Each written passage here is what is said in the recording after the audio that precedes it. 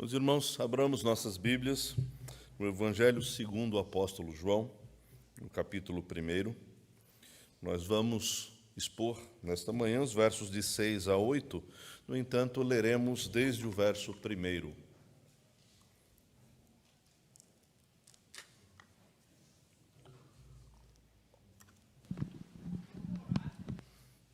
Evangelho de João, capítulo 1. Leiamos. No princípio era o Verbo, e o Verbo estava com Deus, e o Verbo era Deus. Ele estava no princípio com Deus. Todas as coisas foram feitas por ele, e sem ele, nada do que foi feito se fez. A vida estava nele, e a vida era a luz dos homens. A luz resplandece nas trevas, e as trevas não prevaleceram contra ela. Houve um homem enviado por Deus, e o nome dele era João. Este veio como testemunha para testificar a respeito da luz, para que todos viessem a crer por meio dele. Ele não era a luz, mas veio para dar testemunho da luz.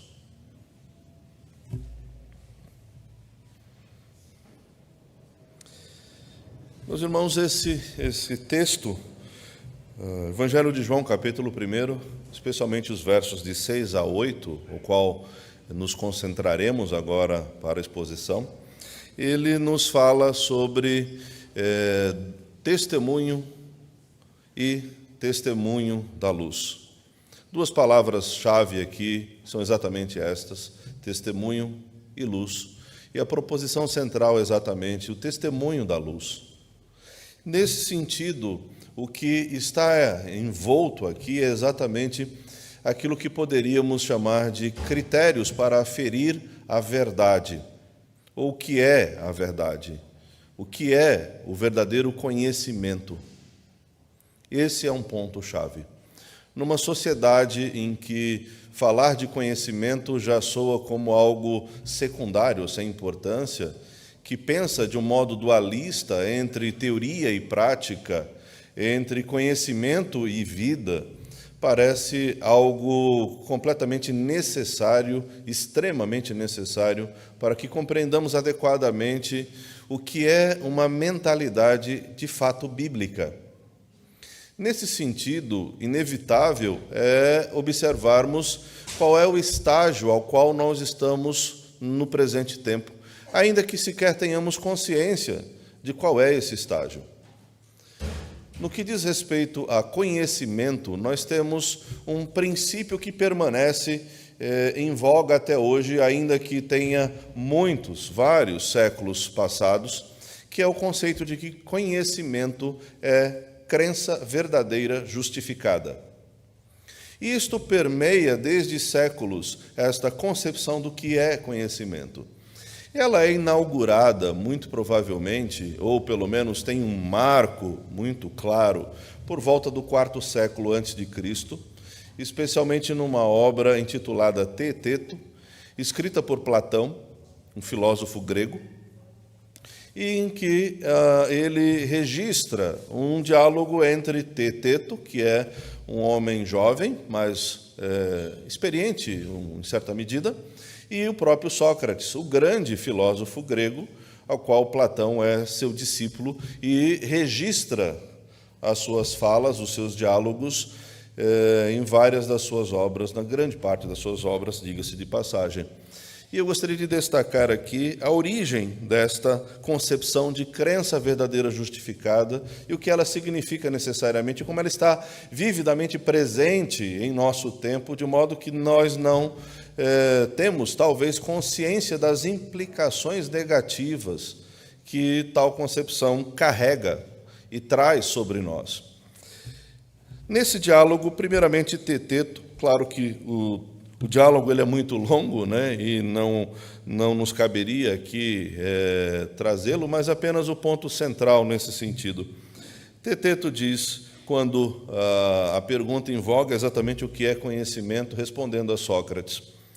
Ele diz, sobre isso, Sócrates, esquecera-me o que vi alguém dizer, porém agora volto a recordar-me. Disse essa pessoa que conhecimento é opinião verdadeira, acompanhada da explicação racional. E que, sem esta, deixava de ser conhecimento. As coisas que não encontram explicações não podem ser conhecidas. Era como ele se expressava, sendo, ao revés disso, objeto do conhecimento todas as que podem ser explicadas. Sócrates responde: por isso, quando alguém forma opinião verdadeira de qualquer objeto, sem a racional explicação, fica sua alma de posse da verdade a respeito desse objeto, porém sem conhecê-lo. Pois quem não sabe nem dar, nem receber explicação de alguma coisa, carece do conhecimento dessa coisa. Porém, se a essa opinião acrescentar a explicação racional, então ficará perfeito em matéria de conhecimento. O que isso significa de um modo bem direto e objetivo? Crença é toda e qualquer opinião que alguém tem acerca de alguma coisa. No entanto, esta opinião, ela carece de passar por este processo para que venha se tornar conhecimento. Ela precisa ser uma opinião verdadeira. Mas para que seja verdadeira, ela precisa passar por critérios, por testes, que venham a aferir que, de fato, essa opinião é verdadeira. Não há opinião aleatória. Ela precisa passar por um crivo rígido para que seja verdade.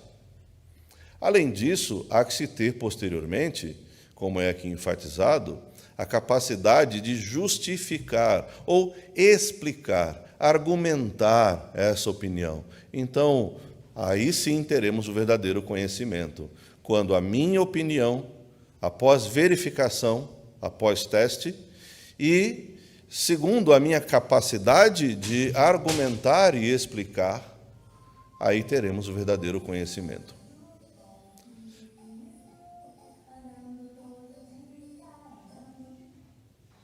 A gente tinha combinado num outro momento. Brincadeira, não foi. Não combinamos essa inserção. Pois bem, retomando aqui, talvez fosse necessário, dada a abstração e complexidade da temática inicial, né, acordar a todos nós. Então, quando nós olhamos essa concepção, ela que fundamenta toda uma lógica de construção de conhecimento em todo o Ocidente. Mas há alguns problemas aqui.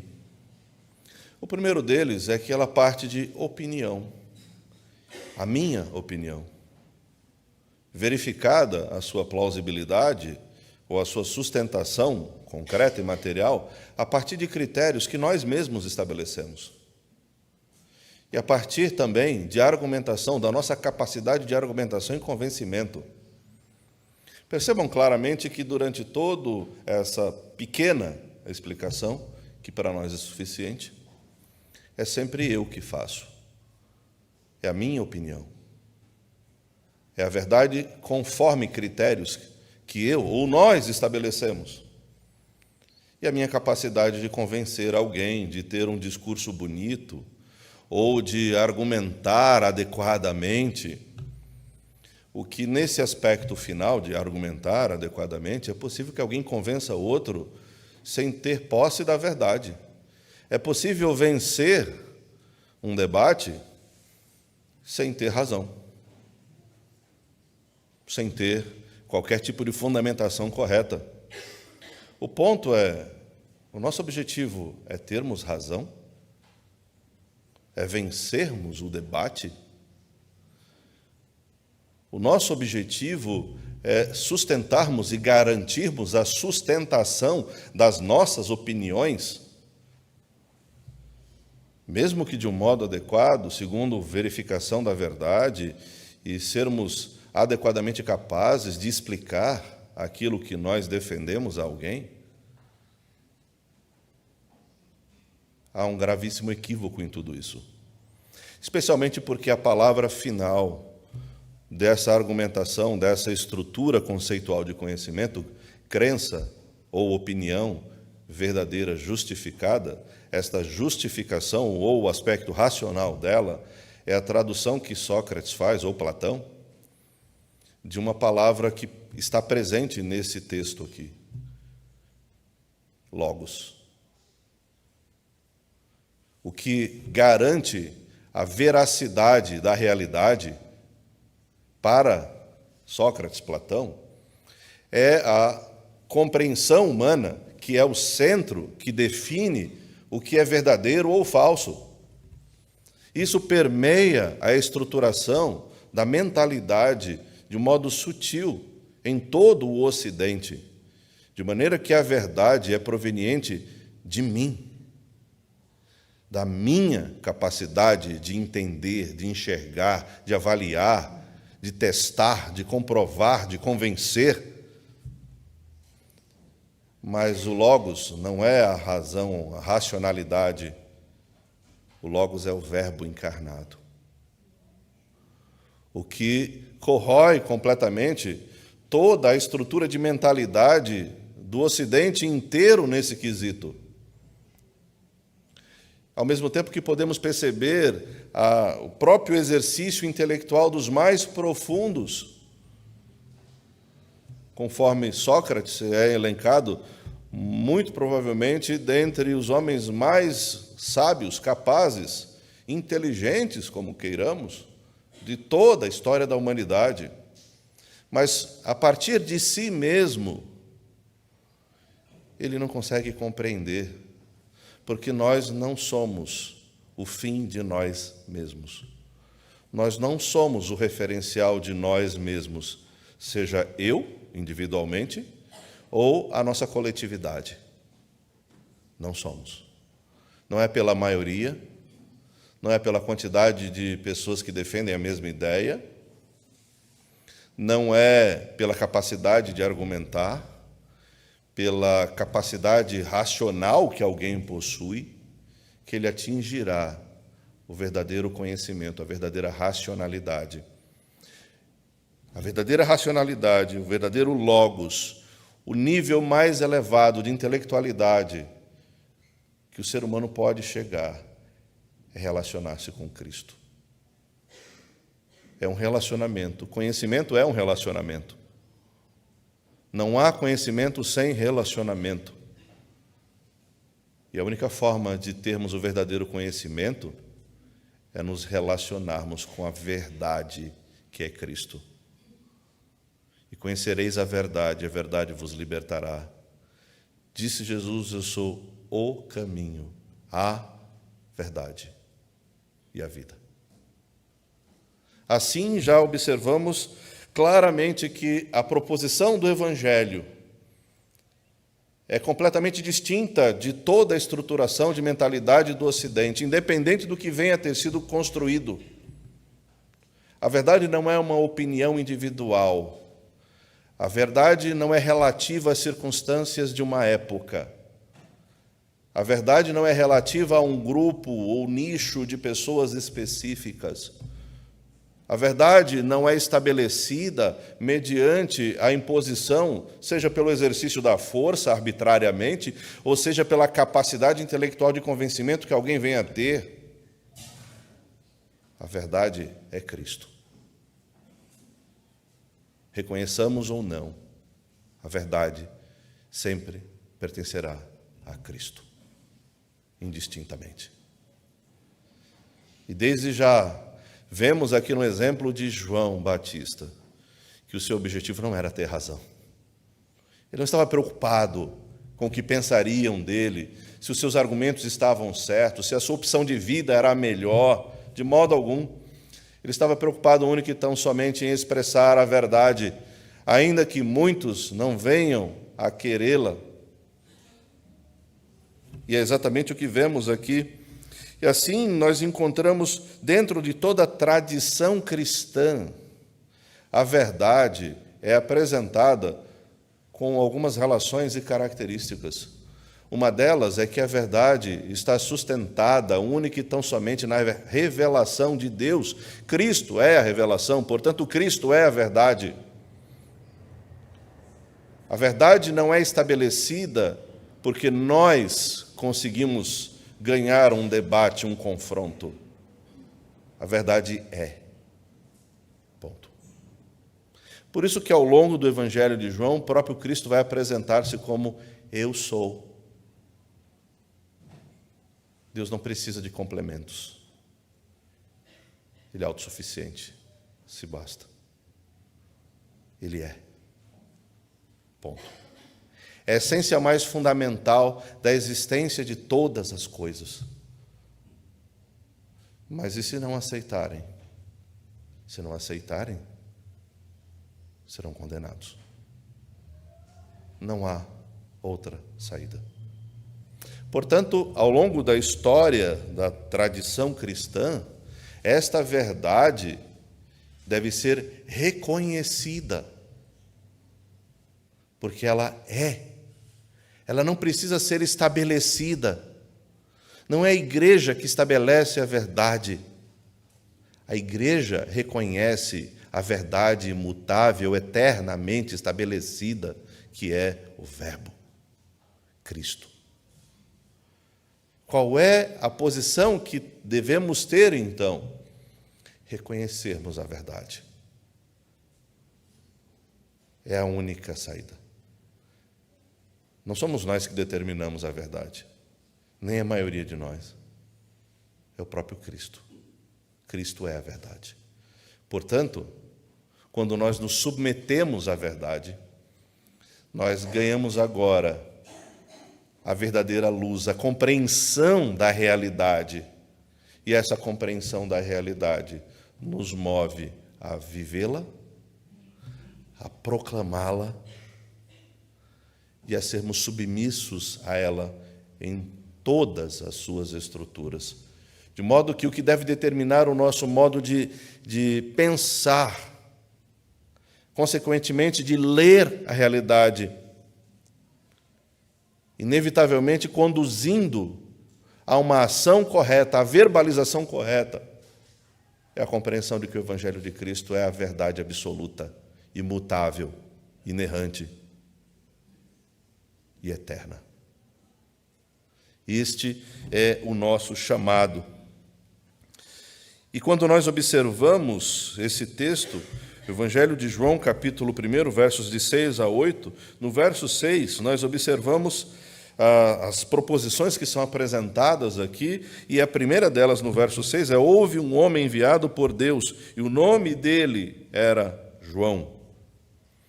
E há aqui, destacadamente, um contraste entre Cristo e João Batista. As razões podem ser elencadas como diversas hipóteses, o que não nos é determinante no momento, mas é evidente que há um contraste. Cristo é Deus, João Batista é homem, mas isso é óbvio. Mas obviedades precisam ser explicitadas constantemente, talvez mais ainda no nosso tempo, em que aquilo que é óbvio não é o que é apresentado. As pessoas preferem gastar tempo imaginando coisas fúteis, vazias, e vivendo a vida a partir dessas futilidades vazias, do que reconhecer a concretude da verdade que é Cristo. Uma evidência clara da tolice e ignorância humana, que percorre toda a humanidade em todos os tempos e épocas. E aquele que é salvo e redimido por Cristo tem os seus olhos abertos, aclarados, de modo que pensa em conformidade com Cristo, que é a verdade, de modo que lê e interpreta os acontecimentos a partir de Cristo e vive em conformidade com Cristo, falando de Cristo. Assim é a função também de João Batista, comissionado por Deus. Recebe de Deus a função extremamente nobre de ser o precursor em termos de pregação do Messias. E aqui há algo extremamente central e importante. João Batista é destacado nos evangelhos, não somente aqui no Evangelho de João, mas nos demais evangelhos, como o último dos profetas.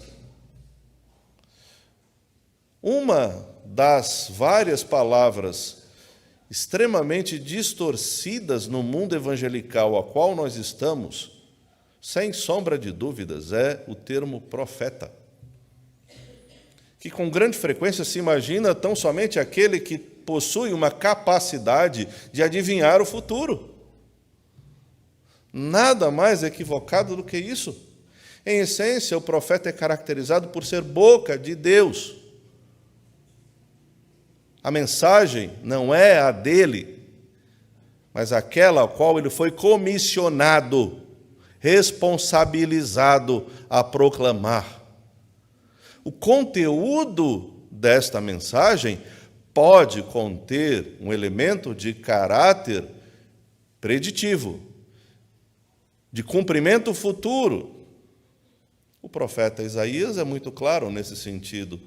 Quando nós lemos o primeiro capítulo, ele está falando exatamente da realidade do povo naquele momento presente. Mas quando nós lemos o capítulo 53, por exemplo, ele está falando do servo sofredor, Cristo. 700 anos antes de Cristo, anunciando a vinda do Messias. Portanto, o profeta é caracterizado por aquele que não busca contar as suas impressões, as suas opiniões, mas ele é caracterizado por aquele que assume a responsabilidade tão somente de modo submisso e obediente de proclamar aquilo que é determinado pelo Senhor. Por isso que nós encontramos com muita frequência nos profetas do Antigo Testamento a expressão, assim diz o Senhor, porque a boca do Senhor o disse. Exatamente porque o profeta sabia muito bem que a sua função não era ter razão. Muito pelo contrário, em muitos momentos, o sofrimento dos profetas foi recorrente exatamente porque eles não retrocederam na tarefa de pregarem a verdade.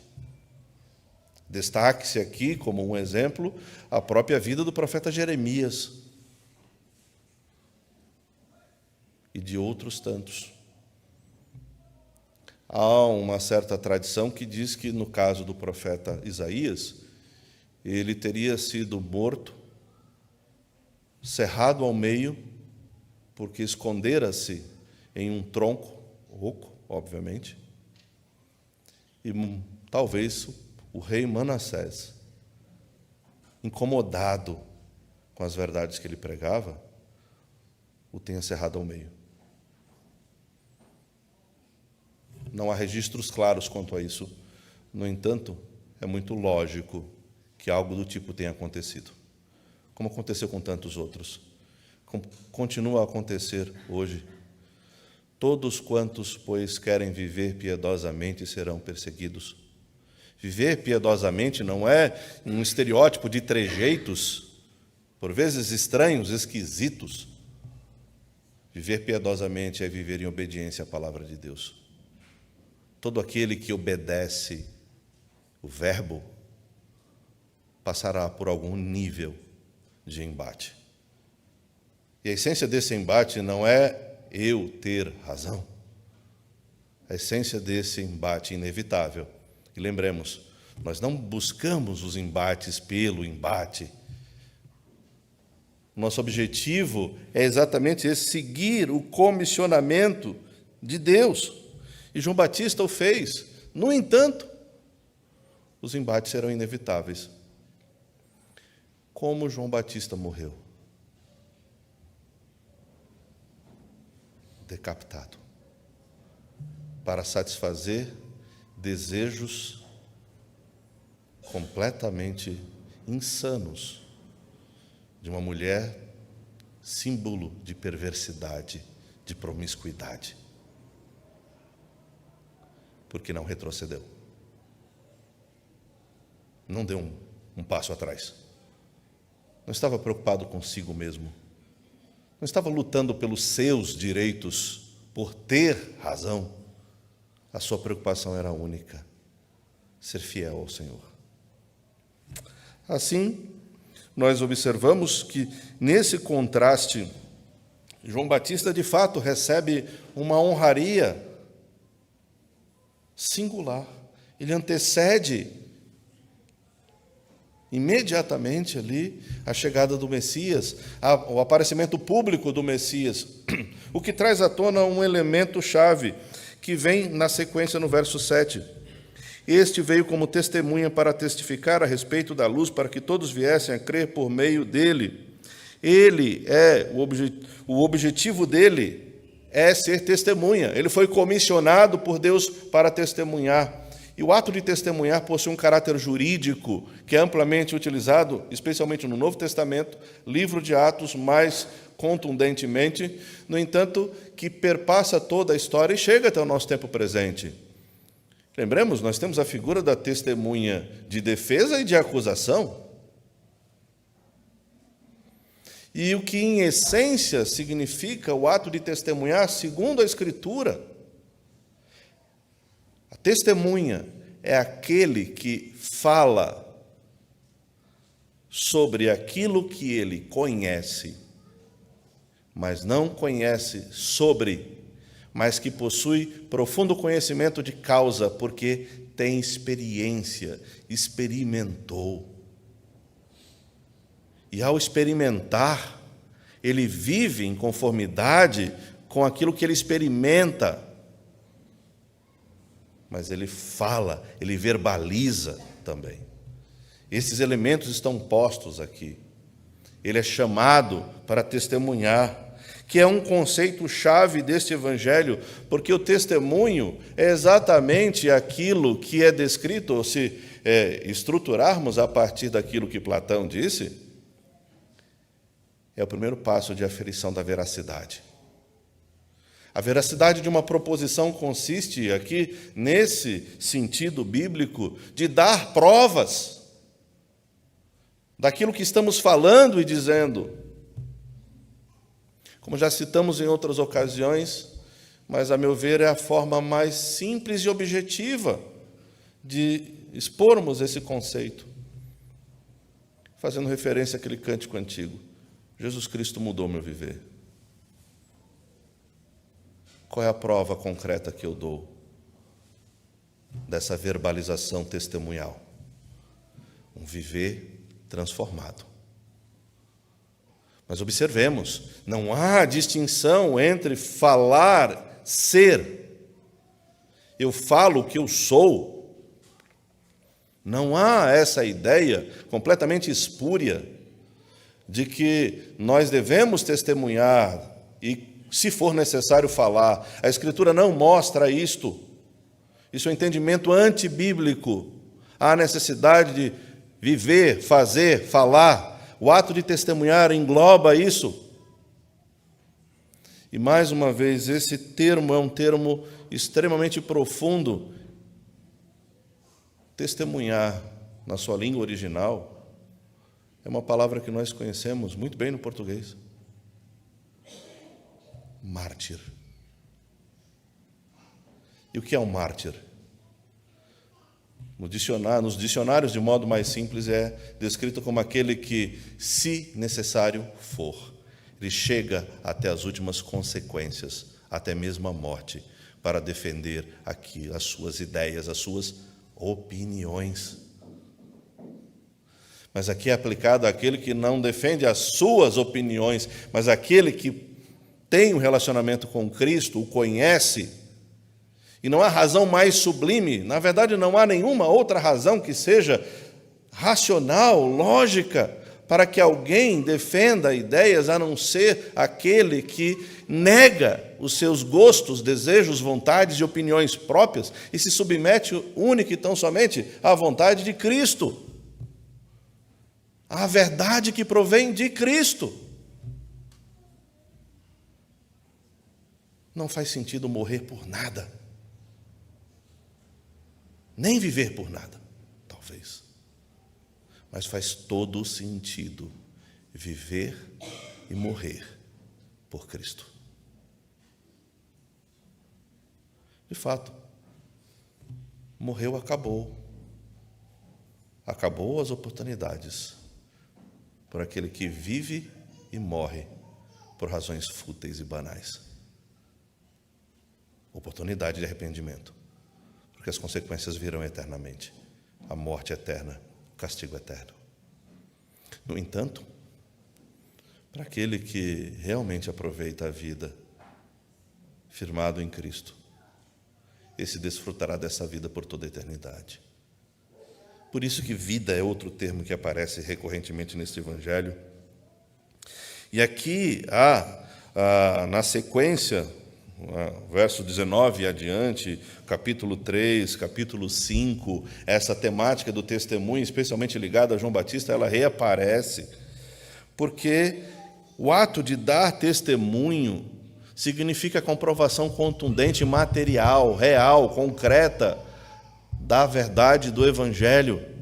O Evangelho não é uma abstração, não é uma opção de um ou de outro, não é o posicionamento de alguém e outro pode ter outro posicionamento, mas ele é comprovado na concretude da vida, pela vida e pela fala, que Cristo mudou o meu viver. A grande questão que precisamos considerar é que, de fato, o que falamos e o que fazemos denuncia o nosso testemunho. O que falamos e fazemos demonstra qual é o senhorio sobre a nossa vida. Quem você proclama como seu Senhor? Essa é a pergunta que devemos fazer sempre. Assim, observamos também, nesse sentido, esse critério para a verificação da veracidade desta proposição. Cristo é o Senhor, Cristo é a verdade. Ao longo de todo esse Evangelho, ele vai mostrar uma série de 7 expressões ou 7 momentos que confirmam essa concepção do testemunho.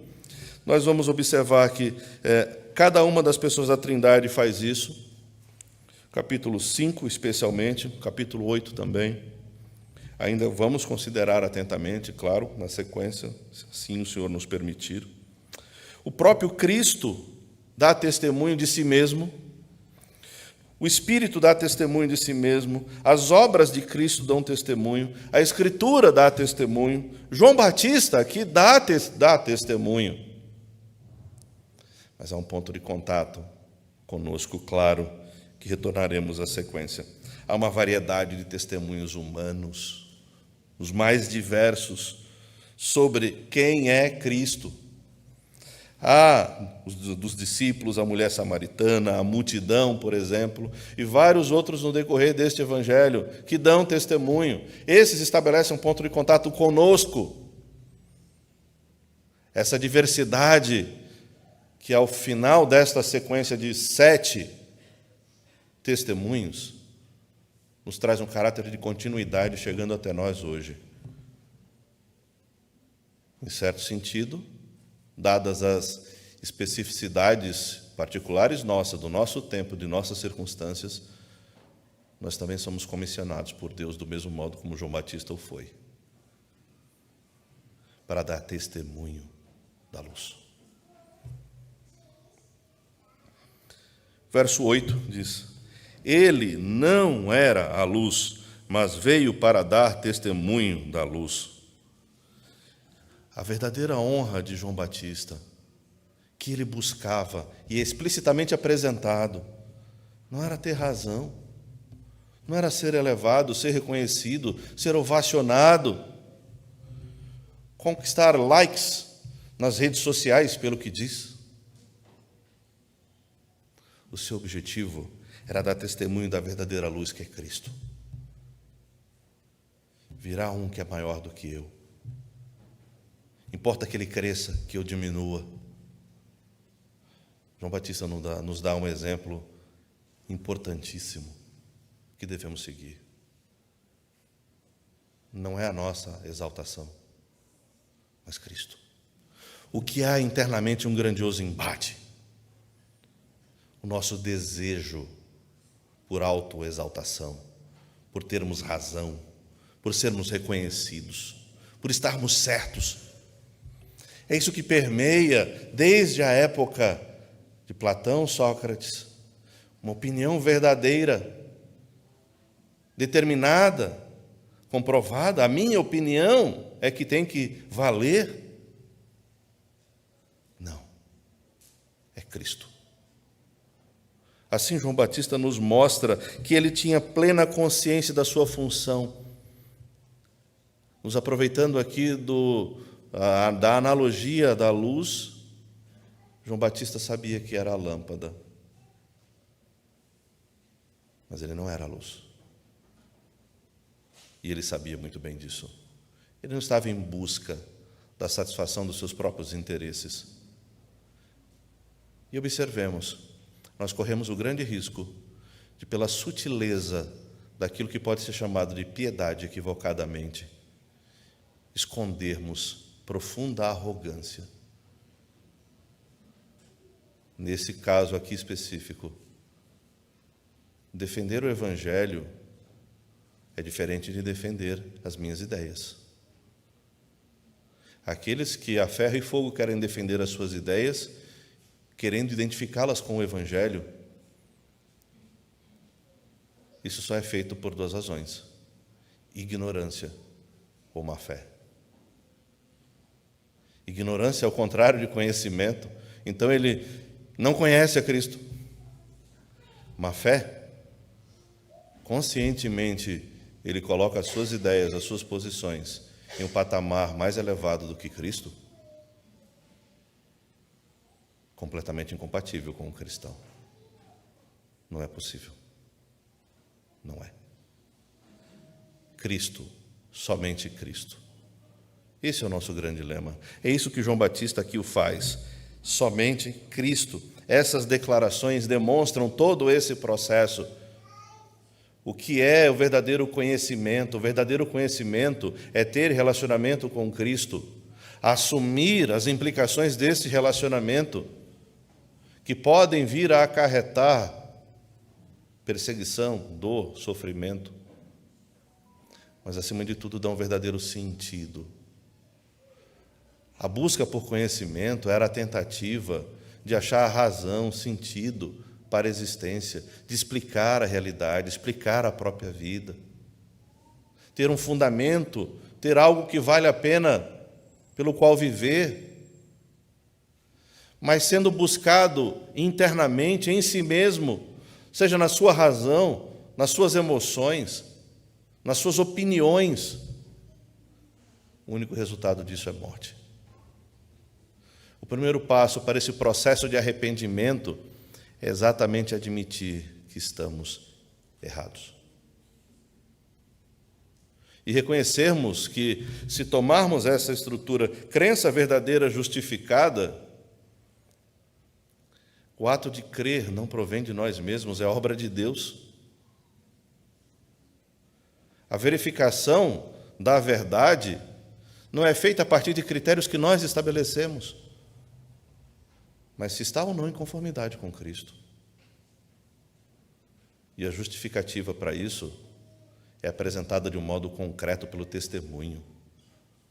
Falar, viver, fazer.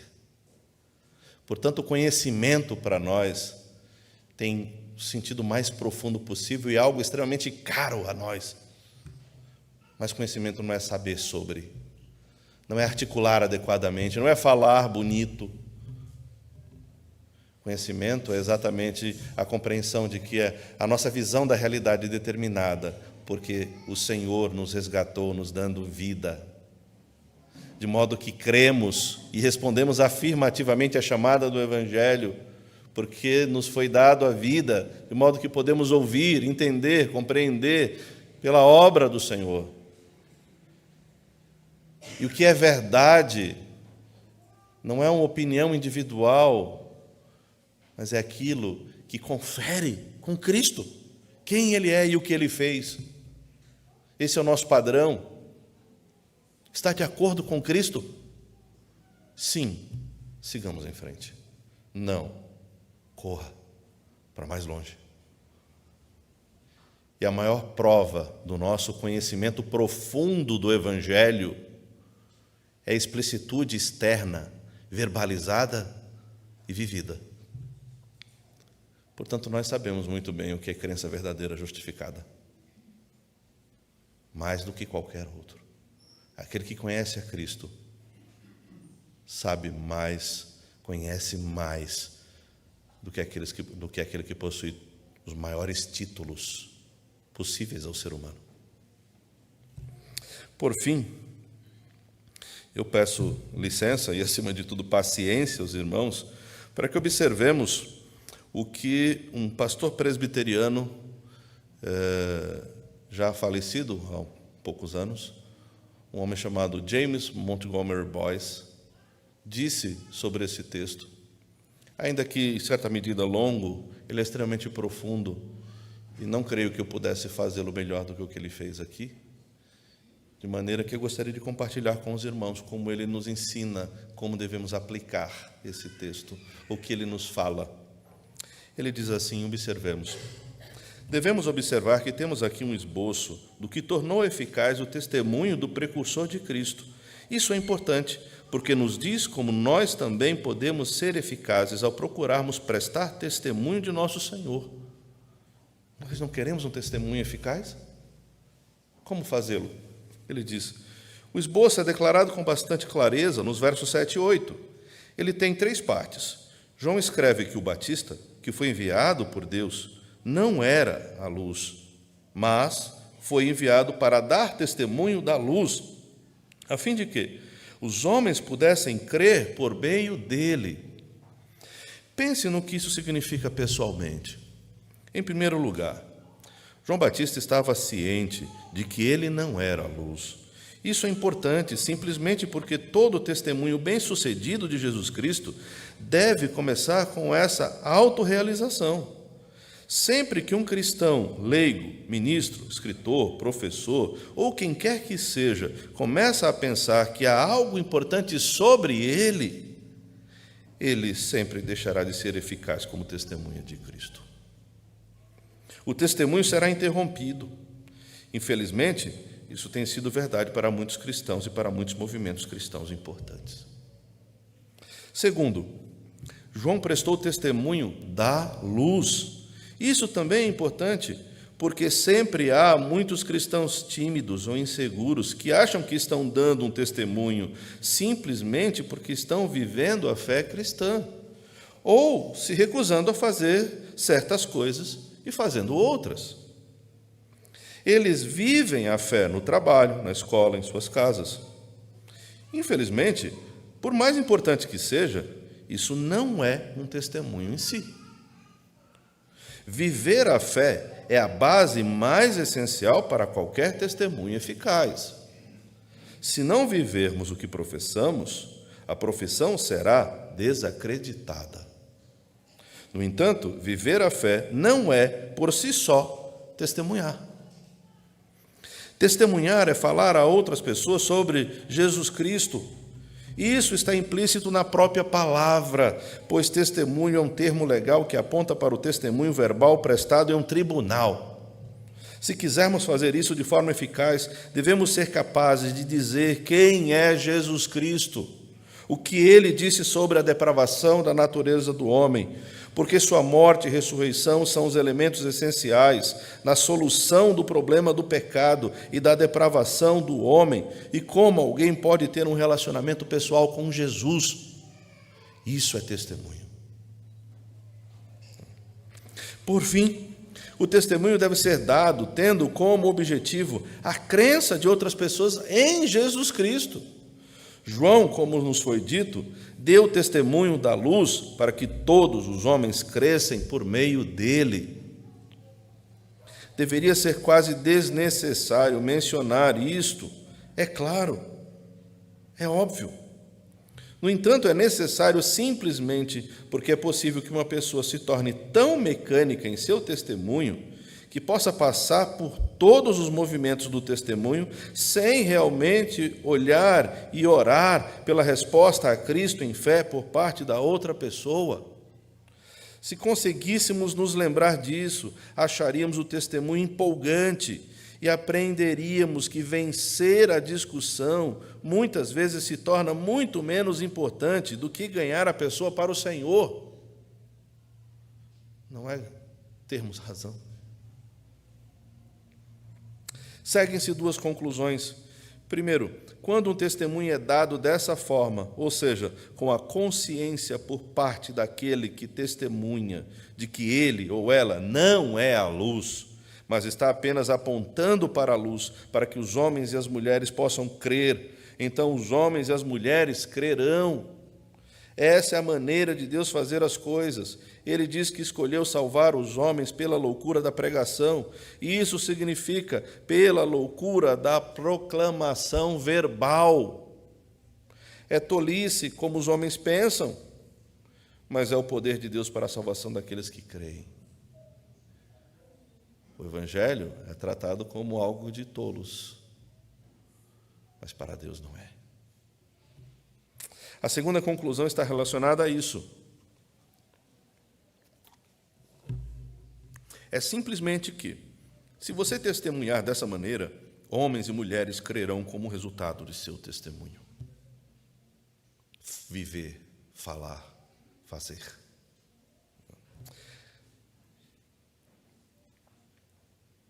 E aí ele mostra os testemunhos, mas terminando ele diz: o que esse testemunho significa, né? Significa que Deus considera seu testemunho importante o suficiente para ser incluído entre todos os outros testemunhos monumentais da pessoa e da obra do glorioso Senhor Jesus Cristo. Seu testemunho pode não ter escopo muito amplo. Certamente não é tão abrangente quanto o testemunho das Escrituras. Pode não ser espetacular, como foi o de João Batista. Ainda assim, é muito importante. Você conhece um aspecto especial da personalidade ou obra de Cristo que somente você pode apontar adequadamente. E o que é mais importante, à medida que você aponta para Cristo, né, ou testemunha dele, homens e mulheres virão a conhecê-lo pessoalmente como seu Salvador.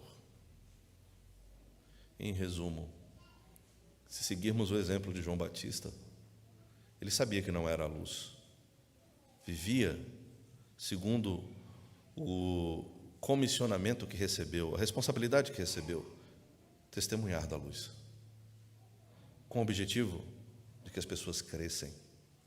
Portanto, quando nós apontamos para Cristo, seja em nossa vida, nossas palavras e ações, nós estamos dando verdadeiro testemunho, que engloba tudo isso. Mas falar é determinante, pregar é determinante. E o resultado é que aqueles que pertencem ao Senhor virão até Ele. Essa é a nossa responsabilidade. Assumamos a nossa responsabilidade como testemunhas de Cristo, sabendo que o Senhor nos quer como instrumento nas suas mãos, para que outros venham até Ele. Ser instrumento nas mãos do Senhor, para que uma vida seja transportada do império das trevas para o reino do Filho do seu amor. Boyce chama isso de extremamente empolgante. E não é? E não é? Ser instrumento de Deus para salvar alguém. Deus nos abençoe, irmãos.